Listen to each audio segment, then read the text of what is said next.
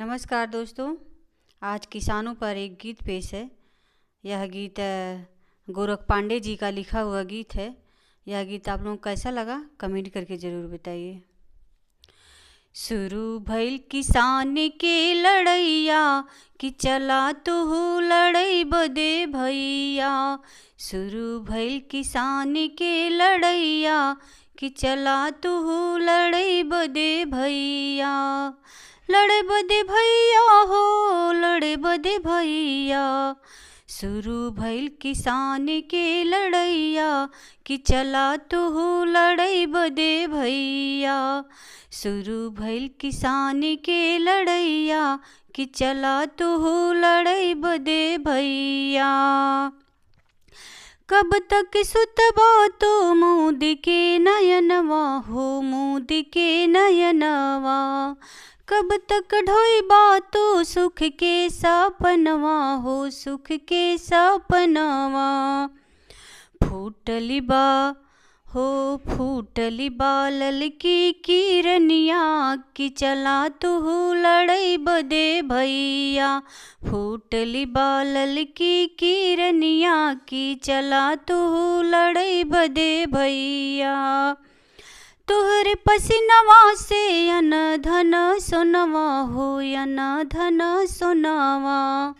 तोहरा के लूटी लूटी बढ़े उनकर तो नवा हो बढ़े उनकर तो नवा।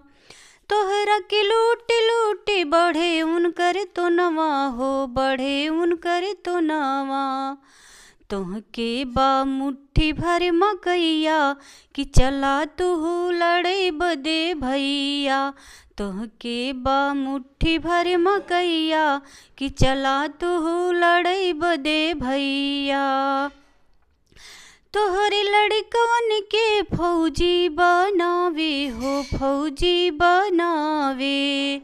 उनके बंदूक दे तुहरे पर चलावे हो तुहरे पर चलावे।